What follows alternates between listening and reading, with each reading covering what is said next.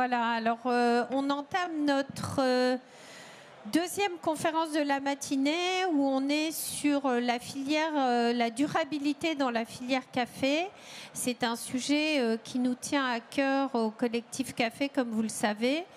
4 thématiques sur le Paris Coffee Show cette année. La durabilité, bien entendu, le développement de la filière en B2B, la consommation à domicile et toutes les tendances en consommation à domicile, et enfin entreprendre et travailler dans le café. Donc notre conférence qui va accueillir maintenant pendant 45 minutes le sujet des matériaux d'emballage durable est un sujet, comme vous le savez, qui est primordial pour la filière puisqu'il touche à la fois les pays producteurs sur la notion d'emballage au niveau des cafés verts, jusqu'à le coffee shop ou le restaurant qui, lui, reçoit son café en grains torréfiés. Et également, bien entendu, le problème des capsules que l'on va trouver sur la consommation à domicile. Donc c'est un vaste sujet pour cette table ronde qui a été organisée par Marika, à qui je vais passer la parole immédiatement. Nous recevons un nombre d'invités, tous experts dans leur domaine. Et donc la table ronde, défis et opportunités pour les torréfactions, comment adopter des solutions d'emballage durable. Marika, je vous donne la parole. Merci. Bonjour à tout le monde et bienvenue à cette table ronde dont le titre est Matériaux d'emballage durable, défis et opportunités pour les torréfactions, comment les adopter et quelles sont les solutions pour adopter ces matériaux durables. Je me présente, je suis Marika Lucchini, je m'occupe de développement commercial chez la société IMA dans la division café. La division café de IMA s'occupe de réaliser, produire et fournir des installations qui couvrent presque toute la filière du café, et c'est-à-dire des systèmes de réception de café vert, stockage, torréfaction, emballage, conditionnement en sachet, dosette et capsules jusqu'à arriver à la mise en carton et palettisation. Mais aujourd'hui, je suis avec des invités qui sont les représentants de certains parmi les plus importants sociétés productrices de matériaux capsules, avec aussi le témoignage d'un torréfacteur parmi les plus importants en France. Donc, je voudrais avant tout tous les remercier pour avoir accepté notre invitation et pour partager avec nous la même vision en termes de durabilité et en termes commerciaux qui sait pas seulement être de fournisseurs de machines, mais aussi d'être de consultants.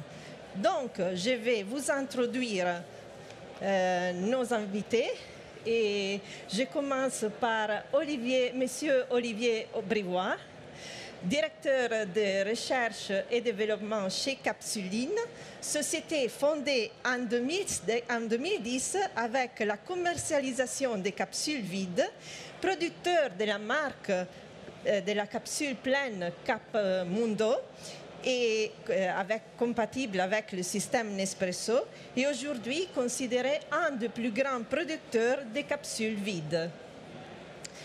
Après, à suivre, on introduit Madame Matinique Vivet, export manager chez Alusense, première société à avoir lancé en 2016 une capsule compatible avec le système Nespresso en aluminium, et maintenant proche à lancer sur le marché une capsule compostable à domicile.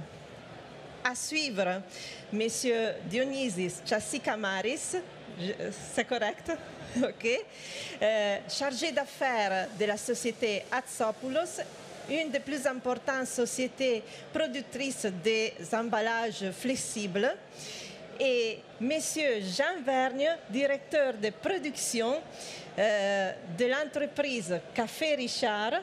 Et on commence maintenant notre discussion. On commence par M.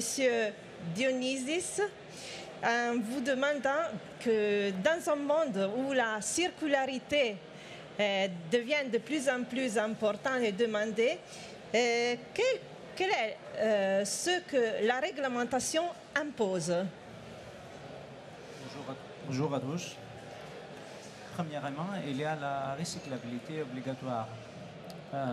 D'ici 2030, tous les emballages doivent être conçus pour le recyclage avec un objectif de 55% de taux de recyclage.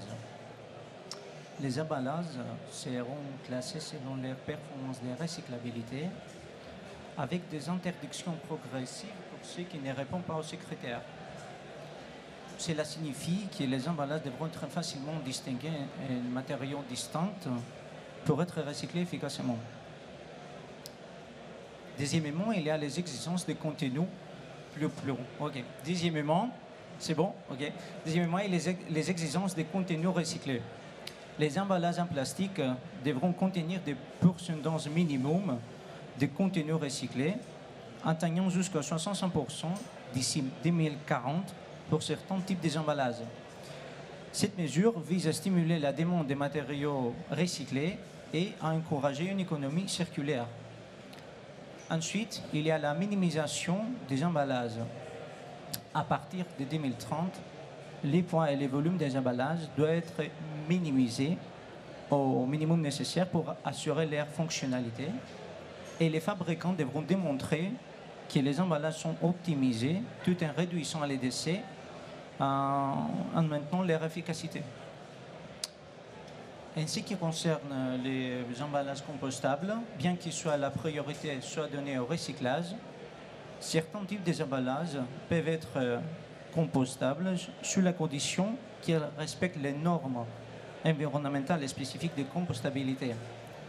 Cela inclut la capacité de se dégrader en compost de qualité sans substances toxiques. OK. Olivier, quelles sont les obligations réglementaires en termes de monodose et quelles sont les attentes du marché? Bonjour Marika. Bonjour. Donc pour faire simple, les capsules devront être soit recyclables, c'est-à-dire qu'elles devront être en monomatériaux, soit compostables. Après, au niveau des attentes du marché, c'est assez intéressant de voir que les marchés, surtout au niveau de l'Europe du Nord, ils sont plus en recherche de produits recyclables, alors que pour l'Europe du Sud, ils veulent plus des produits compostables. Donc il va falloir aussi adapter nos offres par rapport aux attentes du marché. Après, le marché, il veut quand même un produit de qualité. Donc les capsules devraient être de toute façon aussi barrières à l'oxygène, barrières à la vapeur d'eau. Et bien sûr, elle devra être aussi le moins cher possible. Donc il faudra trouver un équilibre entre durabilité et qualité du produit. OK. Matinique, bonjour. Normalement, pour réduire l'impact environnemental des capsules de café, il y a 3 voies possibles, c'est-à-dire la recyclabilité du plastique, la compostabilité, l'utilisation de l'aluminium. Et quelle est l'attitude de votre entreprise, Théa Lucens? Bonjour Marika, vous m'entendez bien tous? Oui, ok, super. Alors, chez Alicens, nous mettons en œuvre la durabilité de 2 voies différentes. Nous proposons des capsules en aluminium et depuis cette année aussi des capsules compostables à domicile. Tout d'abord, en 2016, nous étions la première entreprise mondiale à lancer une capsule compatible avec le système Nespresso en aluminium. L'aluminium, par sa caractéristique intrinsèque d'être recyclable à l'infini, est alors un pas en avant pour les capsules à usage unique. Et outre l'amélioration continue de nos capsules en aluminium, nous lançons cette année aussi une capsule compostable à domicile qui va avoir le nom BioSense au lieu de Alusense pour les capsules en aluminium. Jeanne, oui.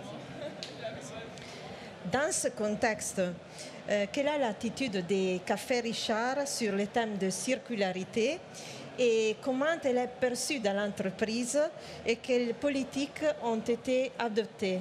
Oui, bonjour Marika, bonjour à tous. Chez Café Richard, ça fait de nombreuses années qu'on essaie d'œuvrer dans le sens du développement durable. Et en ce qui concerne donc, notre politique, on s'est engagé dans un label, le label RSE, en étant certifié. Donc, nous sommes d'ailleurs le premier torréfacteur français certifié ISO 26000 sur ce label-là. Et concrètement, plus concrètement et par rapport aux emballages, donc nous avons été partenaires et contributeurs dans un projet Citeo il y a déjà 3-4 ans pour essayer de développer et d'ouvrir la filière de recyclable du monomatériau PE.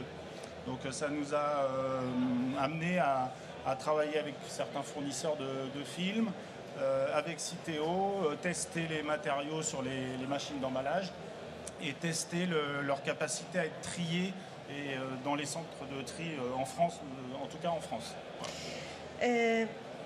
À ce niveau, j'imagine la nécessité de votre part de passer à des matériaux donc, recyclables. Et qu'est-ce que signifie pour Café Richard et pour la production la conversion à l'utilisation de ces matériaux et comment vous maintenez la qualité? Alors, la recherche de matériaux recyclables et la finalité, donc, c'est de proposer des produits avec des matériaux recyclables. Donc ça va impacter vraiment tous les acteurs de la supply chain. Donc ça commence par les achats, ensuite la logistique, la production, la qualité et bien sûr la R&D chez nous. Donc on a une équipe dédiée depuis plusieurs années sur ces sujets-là. Donc ça implique de nombreux tests de matériaux sur des équipements industriels qui sont adaptés depuis très longtemps à des matériaux flexibles mais plutôt triplex, donc qui ne sont pas recyclables. Donc ça sous-entend beaucoup de tests, déjà en production, mais également après de garantir que l'emballage va protéger notre produit. Parce qu'il faut bien garder à l'esprit, outre déjà le sourcing et la fin de vie du produit, l'utilité de l'emballage. L'emballage, quand on considère un emballage, c'est déjà qu'est-ce qu'il va faire pendant sa vie. Donc l'emballage, il protège le produit. Donc effectivement, il faut déjà que l'emballage alternatif, quelle que soit sa composition, il faut avant tout qu'il protège notre produit contre la reprise d'oxygène, la vapeur d'eau et les UV. Donc ça sous-entend un énorme travail et plutôt très long parce qu'il faut faire des tests de vieillissement, il faut organiser des dégustations avec plusieurs personnes oui. pour vraiment garantir que l'utilisation de l'emballage alternatif est comparable avec un emballage standard. Et je voudrais poser une question à Dionysis. Quelle est l'attitude de Hatsopoulos à ce niveau? L'approche de Hatsopoulos. Notre approche se concerne sur les 3 axes principaux, la collaboration, l'innovation et l'éducation des clients. Nous proposons une gamme des emballages recyclables qui sont conçus recyclables sans compromettre la fonctionnalité ni la qualité des produits. Par exemple, notre gamme de polyéthylène, X-Cycle PE et polypropylène PP est spécialement conçu pour être recyclable et d'être facilement intégré dans les filières, dans les flux de recyclage existants. Ces matériaux offrent une excellente barrière contre l'oxygène et l'humidité qui est nécessaire pour préserver le produit emballé, tout en sécurisant et garantissant la fraîcheur du produit. La gamme de Hatsopoulos est notre engagement vers un avenir plus respectueux vers l'environnement. conçu pour répondre aux plusieurs demandes des marchés, des croissants demandes des marchés. X-Cycle propose des solutions des emballages. X-Cycle, c'est notre gamme. On l'appelle X-Cycle. Notre gamme est recyclable. Propose des solutions, des emballages innovantes qui sont fabriqués à partir des matériaux intégralement recyclables et respectueux de l'environnement. Nous intégrons des technologies avancées afin d'assurer une protection optimale des produits emballés et même si de réduire l'impact écologique qui est aussi nécessaire. Donc nous offrons à nos clients l'opportunité des options des emballages qui a l'hyperformance, la qualité et le respect de la planète vers l'environnement. Donc la demande, les marchés nous demandent des options qui sont plus en plus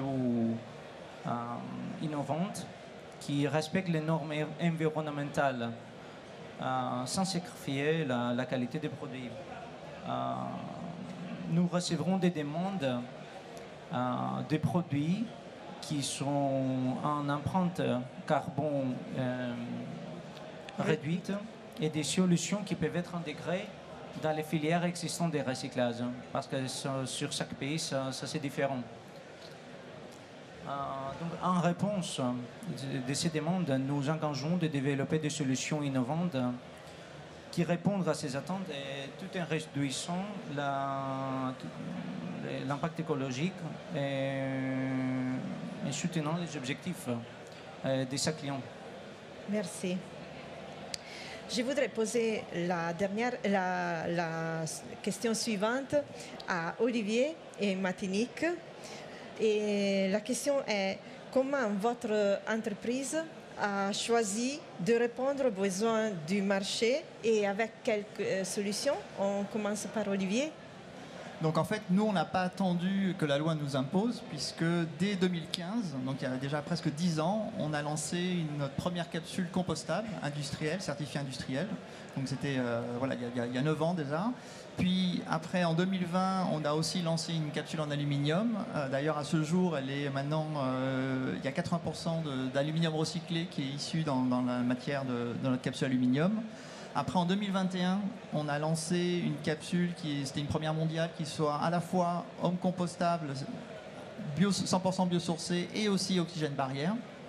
Donc ça, c'est les produits qu'on a déjà lancés qui répondent déjà à cette problématique. Et puis, on est en train de préparer une prochaine capsule qui va sortir dans quelques mois. Donc c'est une capsule qui sera à la fois homme compostable et recyclable, puisque cette capsule sera 100% en papier. Et d'ailleurs, Marika, dans 15 jours, je serai chez vous, chez IMA, en train de faire des tests de remplissage.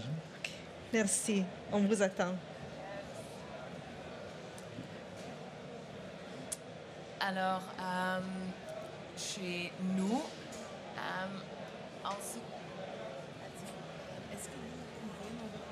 Je vous repose la question. Comment vous avez choisi de répondre aux besoins du marché et avec quelles solutions? Alors, à ce qui concerne l'aluminium, grâce à notre équipe interne de recherche et développement, nous améliorons sans cesse les performances et la durabilité de notre capsule en aluminium. C'est pour cette raison que depuis janvier, en fait, nous vendons seulement les capsules en aluminium qui sont certifiées neutres en CO2 et qui sont aussi fabriquées à base de à moins 80% d'aluminium recyclé. Et aussi, au cours des dernières années, nous avons vu des capsules compostables ont commencé à apparaître sur le marché, des capsules compatibles avec le système Nespresso. Nos clients, nous avons également demandé de leur fournir avec une alternative compostable. Jusqu'au présent, nous avons toujours résisté à cette demande, car chaque fois que nous lançons quelque chose de nouveau, il n'y a pas seulement notre mission pour fournir une nouveauté, mais aussi d'apporter d'apporter d'innovation et du changement en ce qui est actuellement accessible sur le marché. Je voudrais poser une autre question à Dionysis, Olivier et Martinique. Quels sont les enjeux que vous devez faire face aujourd'hui? On commence par Dionysis. Ok. C'est une très bonne question. Merci. Donc il y a plusieurs enjeux qu'on fait face. Donc CA Geopoulos nous sont déterminés de jouer un rôle de leader dans la promotion de la recyclabilité des emballages flexibles. Nous sommes fiers d'avoir dans notre gamme des solutions recyclables, innovantes, qui garantissent une excellente barrière contre l'oxygène et l'humidité. C'est en démarche de notre R&D depuis de nombreuses années. Grâce à notre engagement vers l'innovation, vers la durabilité, nous continuons de répondre aux besoins croissants du marché sans sacrifier la performance et la qualité des produits ni la sécurité. Donc nous croyons fermement que les solutions que nous développons aujourd'hui aideront à conserver la qualité des produits et tout en réduisant l'impact écologique. Okay. Olivier? En fait, nous, il y a quelques années, on a fait une LCA, c'est-à-dire une analyse de cycle de vie de nos produits. Et cette étude a démontré que c'était bien d'utiliser des produits soit compostables, soit qui pouvaient être recyclés, mais ce n'est pas suffisant, en fait, pour réduire l'empreinte carbone. Le plus important, c'était aussi d'utiliser des matériaux qui étaient déjà issus de la filière recyclée. Et donc, en fait, on a mis en place déjà en 2024 l'utilisation pour nos capsules aluminium de 80% de matières recyclées. En 2025, on va passer à 90%. Et après, sur notre capsule compostable, on va utiliser ce qu'on appelle de la UCO, c'est Used Cooking Oil. Donc, c'est de l'huile de cuisson usagée pour fabriquer notre capsule. Donc ça va vraiment réduire l'impact environnemental. Après, pour conclure, comme je l'ai dit tout à l'heure, ce qui est très important, c'est de trouver cet équilibre. C'est ça le challenge qu'on doit surmonter, c'est-à-dire entre une qualité et une durabilité, tout en ayant un prix compétitif. Donc c'est ça vraiment nos challenges sur lesquels on doit se battre aujourd'hui. Eh oui. Martinique. Oui, alors chez nous, en ce qui concerne l'utilisation de au moins 80% d'aluminium recyclé dans la production de nos capsules, nous avons rencontré quelques difficultés. Certainement lors du transition de l'utilisation d'aluminium vierge à l'utilisation de l'aluminium recyclé. L'aluminium recyclé est plus rigide que l'aluminium vierge et cette augmentation de rigidité a causé premièrement plus de déchets pendant la production, a causé aussi plus d'usure sur nos outils de production et également une troisième chose que ça fait était aussi... Désolée. Alors, ça sont les deux plus grands trucs, les plus grands défis. Alors, plus de déchets, plus d'usure. Et oui, quand on utilisait l'aluminium vierge seul, nous n'avons pas de faux plis ou presque pas. Et maintenant, nous sommes à 1 à 2% de faux plis. Alors, c'est une grande augmentation des déchets. Autrement, lors du développement de notre capsule compostable à domicile, nous sommes confrontés aussi à beaucoup de difficultés. Il est bien connu que les capsules compostables ont de nombreux défis, certainement liés à la barrière à la vapeur d'eau et à la barrière à l'oxygène.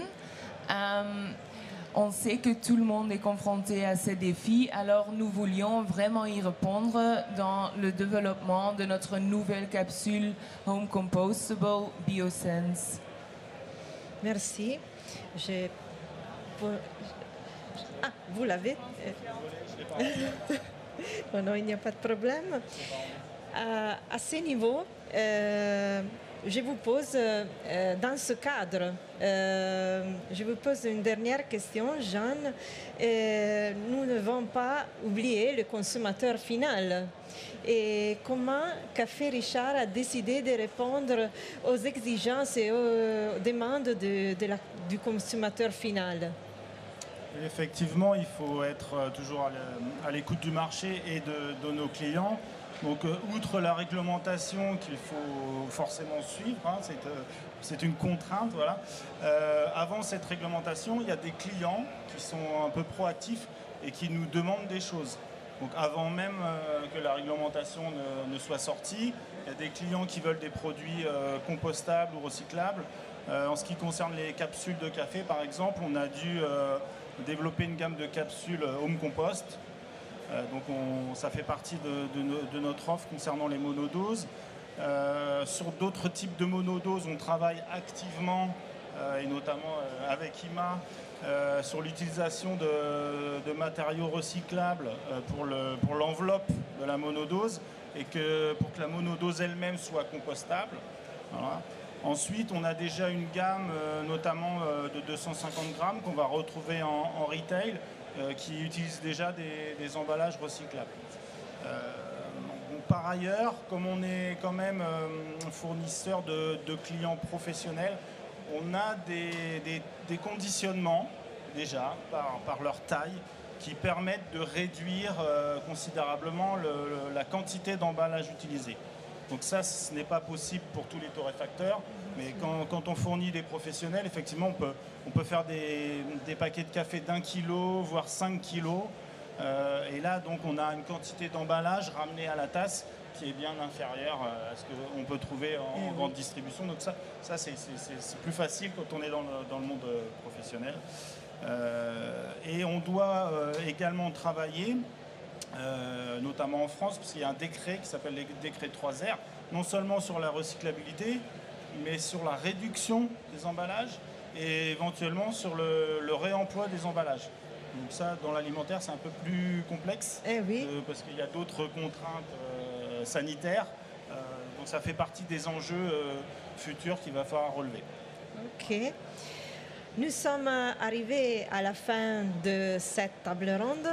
Je voudrais remercier encore une fois nos invités pour avoir participé, le public ici présent, et aussi en nom de IMA, je voudrais remercier le collectif Café, dont on est partenaire, qui nous a donné cette opportunité. Et je demande à nos invités de rester un 10 minutes pour voir s'il y a quelques questions qui seront posées par le public. On va voir.